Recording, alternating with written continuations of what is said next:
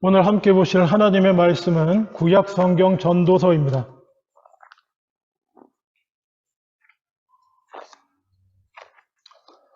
전도서 5장 18절로 20절 말씀. 제가 가진 성경으로는 신약 성경 953페이지입니다. 죄송합니다. 구약 성경 953페이지입니다.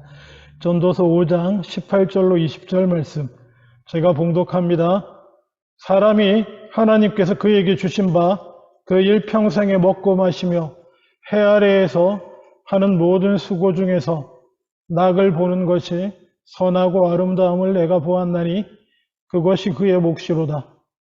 또한 어떤 사람에게든지 하나님이 재물과 부요를 그에게 주사 능히 누리게 하시며 제 몫을 받아 수고함으로 즐거워하게 하신 것은 하나님의 선물이라.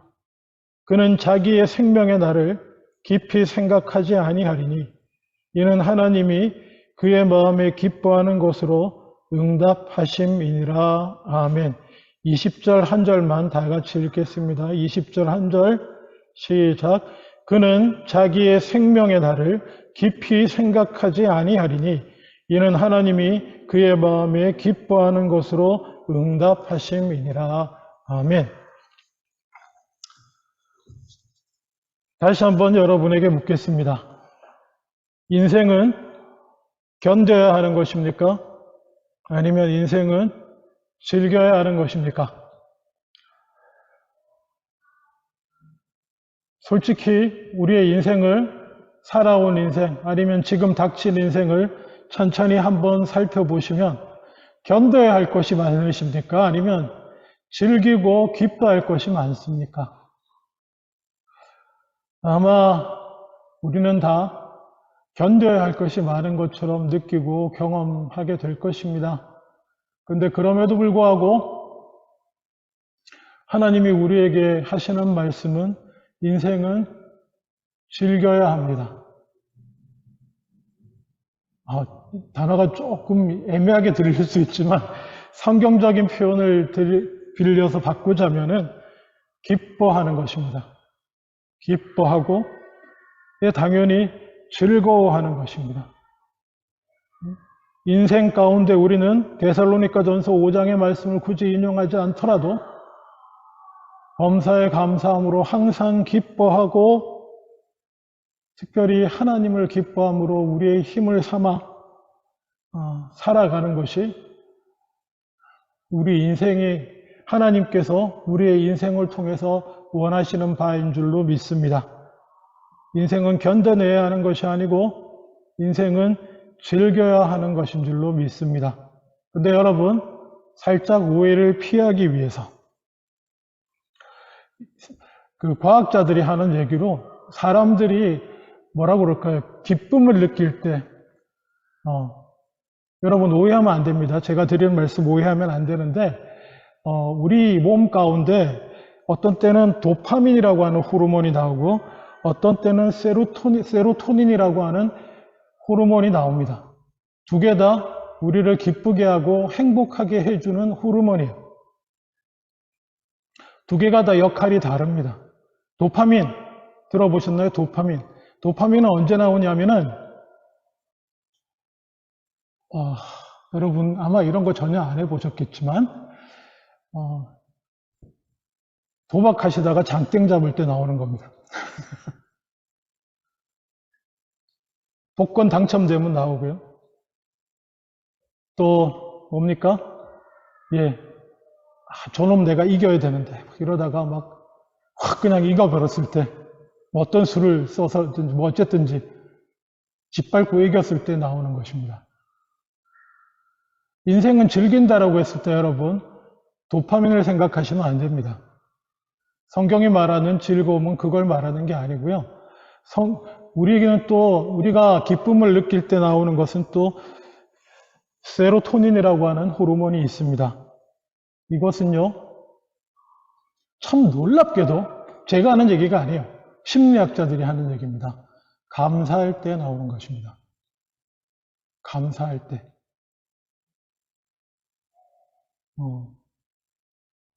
성경이 말하는 인생은 즐거운 것이다 라고 할 때는 여러분, 인생의 즐거움은 이거, 자, 여러분, 그러면, 자, 오해하지 마세요. 우리의 기쁨이 호르몬에 의해서 좌우되는 거 아니요, 절대로 아닙니다. 호르몬이 나오기 전에 뭐가 있어야 돼요? 감사라고 하는 것이, 이게 진짜 신기한 일인데, 감사라고 하는 것이 있으면 몸에서 그 호르몬이 나와서 우리로 기쁨을 느끼게 해준다는 거예요. 호르몬 때문에 기쁨을 느끼는 게 아니에요, 여러분. 오해하시면 절대로 안 됩니다. 물론 도파민적인 기쁨을 추구하는 사람들은 맞습니다. 이 도파민 나왔을 때 그 짜릿한 기쁨과 이 황홀한 그 격정적인 기쁨이 도박을 왜 못 끊는지 아세요? 그것 때문에 그래요. 그 도파민이 팍 쏟아질 때 그 짜릿함을 잊지 못하는 사람들은 그게 안 되면 약도 맞습니다. 약, 제가 굳이 설명 안 해도 됩니다. 그렇게 되는데 그거는 진짜 참된 기쁨이 아니에요. 감사함으로 나오는 기쁨인데 어쨌거나 성경은 오늘 본문에 돌아가면 우리가 이 땅을 살면서 비록 힘들고 어려움이 자주 있고 그래서 견뎌야 하는 것이 견디는 것이 인생이다라고 말하는 게 더 맞게 느껴질지라도 전도서 말씀에 보면 오늘 다시 본문에 보면 사람이 하나님께서 그에게 주신 바 그 일평생에 먹고 마시며 그리고 해 아래 사는 수고 중에서 낙을 보는 것이 선하고 아름답다.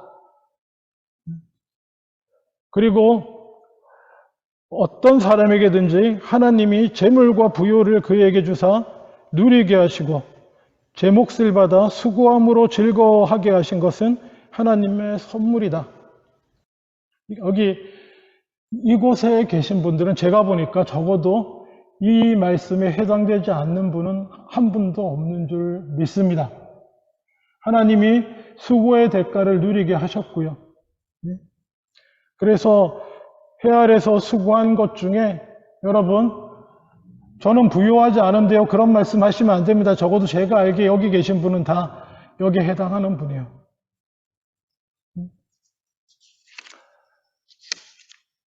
부유하고 받아 누리게 하는 것, 그것이 먼저 가장 감사할 것의 근원이 되는 것이라고 성경은 말합니다. 좀 더 이해를 돕기 위해서 이렇게 공동번역 개정판이 이 본문을 뭐라고 얘기하는가 제가 다시 읽어드리겠습니다. 그러면 훨씬 좀 더 이해가 쉬울 거예요. 내가 깨달은 것은 바로 이것이다. 멋지게 잘 사는 것은 하늘 아래서 수고한 보람으로 먹고 마시며 즐기는 일이라는 것이다. 인생은 비록 짧아도 하나님께 허락받은 것이니 그렇게 살 일이다. 이것이 인생이 누릴 몫이다. 먹고 살 돈과 재산을 하나님께 몫으로 받은 사람은 누구나 그것을 하나님의 선물로 알아 수고한 보람으로 즐길 일이다. 아멘. 제가 누누이 말씀드리지만 성경은 말입니다. 모든 인간의 행복과 즐거움을 반대하는 책이 아니에요. 하나님은 인간의 삶의 기쁨을 뺏으시려고 하는 분이 아닌 줄로 믿습니다. 아멘? 하나님은 그런 분이 아니에요. 하나님은 우리에게 매일 금식하라고 말씀하지 않습니다. 매일 수도 생활처럼 하라고 얘기하지 않습니다. 땅에 살며 수고하고 일하고 수고하고 하나님이 그 수고의 몫으로 주시는 것을 받아서 누리고 즐거워하고 감사하고 기쁘게 살라고 하나님은 우리에게 말씀하시는 줄로 믿습니다. 비록 견뎌내야 할 시간과 순간들이 우리에게 크게 다가오고 자주 다가올지라도 말입니다. 근데 사실 오늘 말씀의 핵심은 마지막 절에 있어요. 20절에. 여러분 조금 읽으면서 이게 무슨 말인가 싶지 않으세요? 앞에 두 절은 이해가 쉬울 겁니다. 하나님이 수고하고 열심히 인생 살아갈 때 자기 몫으로 주는 거, 그게 재물이든지 뭐든지 받아서 누리고 섬기고 나누고 즐겁게 사는 게 만든데 그렇게 사는 자는 20절에 자기의 생명의 날을 깊이 생각하지 아니하리니 라고 말해요. 이게 무슨 소리입니까? 생명의 날을 깊이 생각하지 않는다. 아, 참, 이거 히브리어를 거의 직역에 가깝게 번역을 해놔가지고, 생명의 날은 우리가 알아듣기 쉽게 말하면 우리가 살아가는 이 땅에 사는 동안을 말해요. 그냥 인생을 말합니다. 우리 인생. 인생을 깊이 생각하지 않는데요. 이게 뭔 소리야? 하나님 앞에서 열심히 일하고, 그리고 하나님의 그때그때마다 채워주시는 복을 누리며 즐거워하며 사는 사람은 인생을 깊이 생각하지 않는답니다. 왜냐? 항상 하나님이 그의 마음에 기뻐하는 것으로 응답해 주심으로 인해서 그는 인생을 깊이 생각하지 않는데요.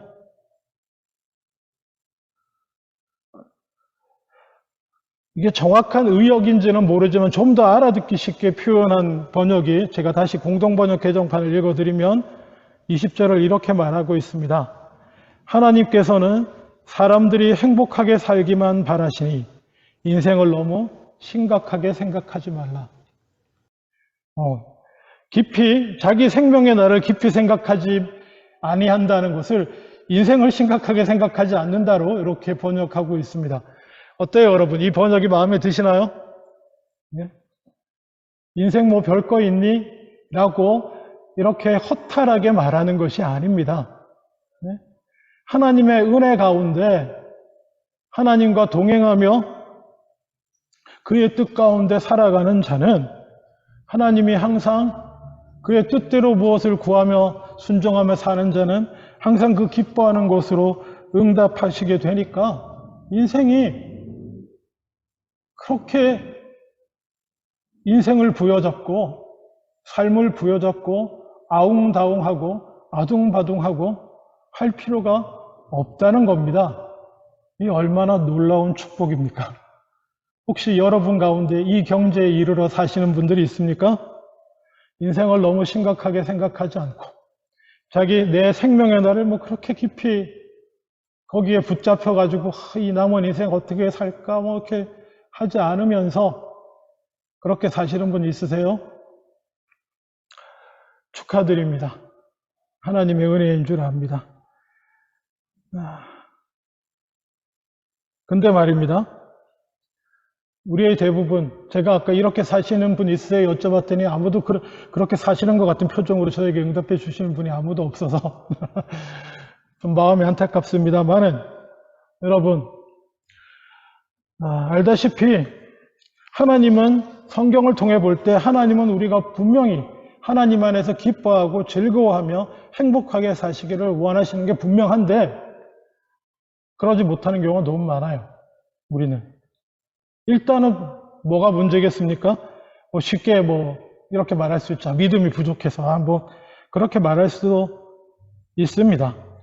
예. 믿음이 크고 강하면 해결 안 될 게 뭐가 있고 넘어서지 못할 게 뭐가 있습니까? 근데 어쨌든지 간에 우리는 연약하고 그리고 우리는 완악하기 때문에 인생을 살아가면 직접적인 곤고를, 고난과 괴로움을 당하는 일이 있습니다. 성경은 하나님은 우리로 하여금 기쁘게 살고 즐겁게 살기를 원한다고 하는데 당장 눈앞에 육신의 질병이 닥쳐오고 당장 눈앞에 사고가 터지고 막 수습해야 할 일들이 막 생겨나고 내 실수든 누구 실수든 관계들은 깨지고 무너지고 막 이러고 있을 때 어떻게 해야 되겠습니까?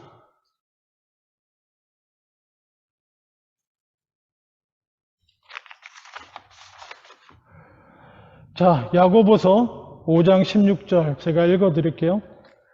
그러므로 너희는 죄를 서로 고백하며 병이 낫기를 위하여 서로 기도하라. 의인의 간구는 역사하는 힘이 큼이니라. 육신의 곤고가 다가올 때 견뎌야 할 것이 몸에 생겨날 때 우리는 어떻게 하라고 말합니까? 기도하라고 말합니다. 하나님은 우리가 기쁘고 즐겁게 살기를 원하시고 우리 인생 문제에 대해서 막 그렇게 심각하게 매여가지고 막 고민하고 고생하지 않기를 원하심에도 불구하고 세상이 완전하지 않습니다. 이 땅은 하나님의 나라가 아닙니다.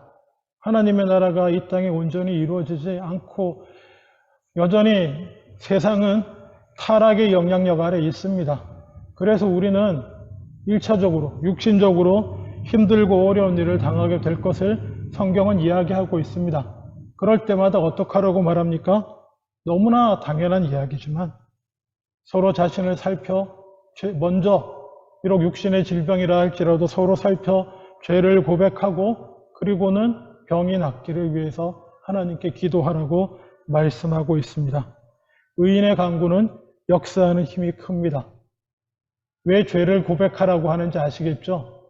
의인의 간구가 힘이 크기 때문에 그렇습니다. 비록 우리는 하나님의 의롭다 하심을 받아서 구원받은 백성이지만 죄가 없는 거 아니라고 그랬습니다. 정죄함이 없는 거라고 그랬어요. 네? 죄를 져도 너는 이런 죄를 졌으니까 땅땅 몇 조에 의해서 이런 대가를 받아야 된다. 이게 없을 뿐이라는 거예요. 왜요? 예수 그리스도의 피로 그거는 다 해결을 받기 때문에. 근데 죄에 지은 건 죄에 지은 겁니다. 잊지 마세요. 그래서 죄인이라고 그런 거예요.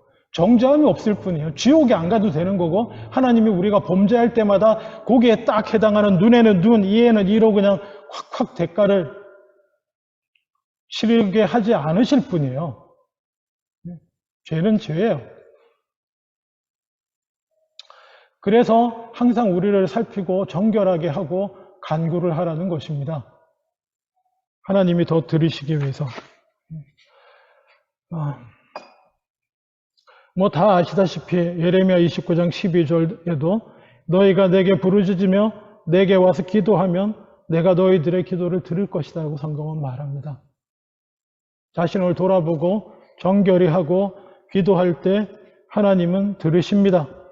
시편 22편 24절 그는 곤고한 자의 공고를 멸시하거나 싫어하지 아니하시며 그의 얼굴을 그에게서 숨기지 아니하시고 그가 울부짖을 때 들으시는 줄 믿습니다. 왜요? 하나님은 우리가 우리 생명의 날을 깊이 생각하지 않고 그렇게 즐겁게 살기를 원하시는데도 기도하면 들어주겠다라고 말씀하시잖아요. 왜 그렇습니까? 하나님 앞에 가는 날까지 다른 말로 하나님 나라가 온전히 이 땅에 새하늘과 새 땅이 임하는 그날까지는 우리는 여전히 타락의 영향력 아래서 고난받을 것이기 때문에 그러면 그때마다 우리는 기도하라고 성경은 우리에게 말씀하고 있습니다. 야고보서 5장 13절에도 너희 중에 고난당하는 자가 있느냐? 그는 기도할 것이요. 즐거워하는 자가 있느냐? 찬송할 것이라. 너무 간단합니다. 너무 심플해요. 하나님이 즐거움을 주시면 뭐예요? 찬양하고 찬양할 수 없을 정도의 아픔과 고난을 주신다면 기도할 뿐이에요. 아멘? 예. 제가 그냥 제목을 지난주에 붙여가지고 행복에 이르는 연습 이렇게 했는데 다른 거 아니에요. 은혜 베푸자. 아까 전도서 말씀처럼 수고하는 가운데 수고의 대가를 주시고 누릴 것을 주실 때 받아 누리고 즐거워하고 감사하고 찬양하고 믿음으로 기뻐하고 감당하기 힘든 육신의 영적인 어떤 상황적인 고통과 아픔이 올 때는 고난이 올 때는 기도해야 되는 줄로 믿습니다. 그 두 가지예요. 그리고 참으로 놀랍게도 시편 104편 34절에는 이런 말씀이 있습니다. 나의 기도를 기쁘게 여기시기를 바라나니 나는 여호와로 말미암아 즐거워하리로다. 이것도 너무 그 말이구나 싶기도 하지만 또 애매하게 들리실 수도 있는데요. 하나님이 나의 기도를 기쁘게 받으시기를 원하고 그리고 그 하나님이 기쁘시게 받는 기도를 드리게 된 나는 하나님으로 인하여 즐겁게 된다는 것이에요. 다시 말해서 놀랍게도 우리의 기쁨을 회복하는, 평안을 회복하는, 즐거움을 회복하는 그 방법도 어디에 있다는 것입니까? 기도에 있다는 거예요. 환난과 고난 당할 때 당연히 기도하는데 놀랍게도 그 기도, 하나님이 기뻐하시는 기도를 그때 드리게 될 때 우리는 기도가 우리의 즐거움이 되고 주 안에서 우리가 회복하고 살아나게 된다는 것입니다. 자, 우리의 행복의 비결이 딴 게 아니라 즐겁게 하나님이 주시는 은혜에 즐거워하고 누리고 찬양하고 어려움과 고난이 닥치면 기도하는데 문제는 말입니다. 기도할 때 조심해야 될 게 딱 한 가지가 있습니다. 그게 뭐냐 하면 시편 106편에 나오는 기도를 드리지 않는 것이에요. 시편 106편 14절, 15절 이런 말씀이 있습니다. 그들이 광야에서 욕심을 크게 내어 사막에서 하나님을 시험하였도다. 그러므로 여호와께서는 그들이 요구한 것을 그들에게 주셨을지라도 그들의 영혼은 쇠약하게 하셨도다. 응답받았는데 영혼이 망가지는 기도가 있어요. 하나님이 들어는 주셨는데 그 기도는 들어주셨는데 대신 내 영혼은 망가지는 기도가 있습니다. 그게 이 시편 106편에 나오는 기도인데 이게 어떤 상황이냐면 민수기 11장에 그 출애굽한 백성들이 먹을 게 없냐 그러니까 하나님이 은혜로 만나를 주셨어요. 만나를 배부르게 먹었어요. 만나를 먹고 배가 부르고 나니까 사람들이 무슨 생각을 해요?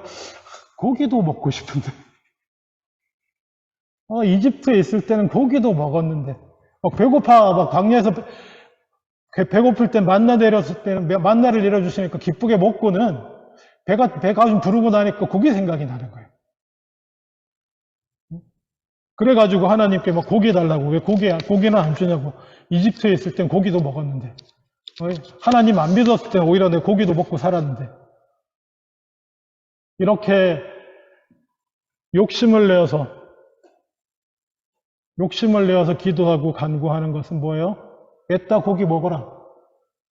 하나님이 들어주시고 대신 그 영혼은 병들고 망가지게 된다. 기도하고 감사하며 찬양하며 사는 삶을 살아갈 때 요거 하나만 조심하시면 됩니다. 내 기도가 욕심을 내는 기도가 아닌가. 내 기도가 감사함을 잃어버리고 욕심을 내는 기도가 아닌지만 조심하시면 돼요. 기도 응답 받았다고 다 좋아할 일이 아닙니다. 울고 불고 뗐으면 다 들을 수 있어요. 하나님 다 어떡해요? 자식이 막 이거 안 해주면 죽겠다는데 그래도 응답받고 망가질 수 있는 기도가 있으니 조심하라는 것 한 가지만 더 말씀드립니다.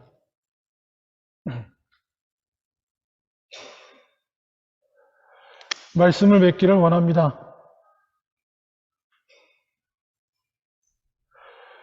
하나님 안에서 어찌하든지 기쁨을 누리는 삶 사실 수 있으시기를 주님의 이름으로 축원합니다.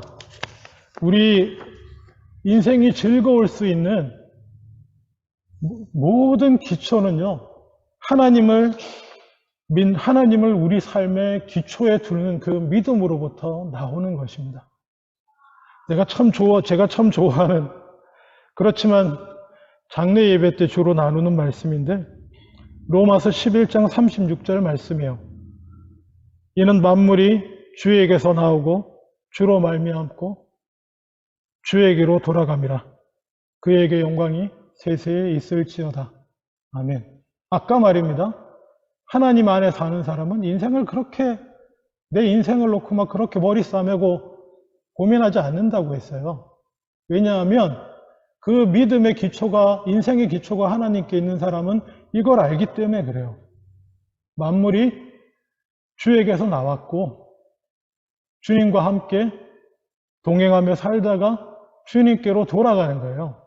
내 인생이라고 하는 게, 이 땅에서의 삶이라고 하는 게 하나님과 함께해서 살아가다가 그냥 하나님께로 돌아가는 거예요. 그리고 그 가운데 하나님과 함께하는 삶 중에 기쁨이 되는 게 뭐라고요? 하나님이 기도에 응답해 주시는 그 기쁨으로 살다가 돌아가는 거예요. 하나님께로 다시. 근데 항상 이게 문제인데 하나님이 기뻐하시는 기도는 뭐겠습니까? 물론 요한 1서 말씀에 보면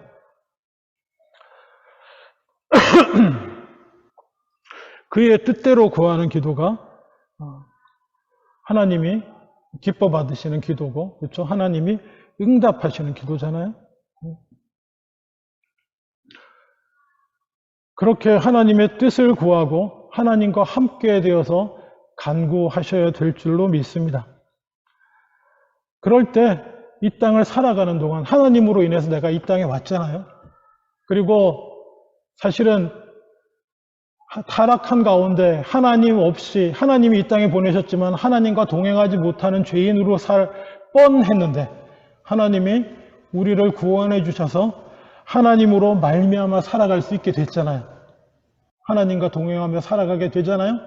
그리고 그 하나님과 함께 주 안에 살아가게 되면 하나님의 기도를 응답하시고 그 기도 응답은 우리의 기쁨이 됩니다.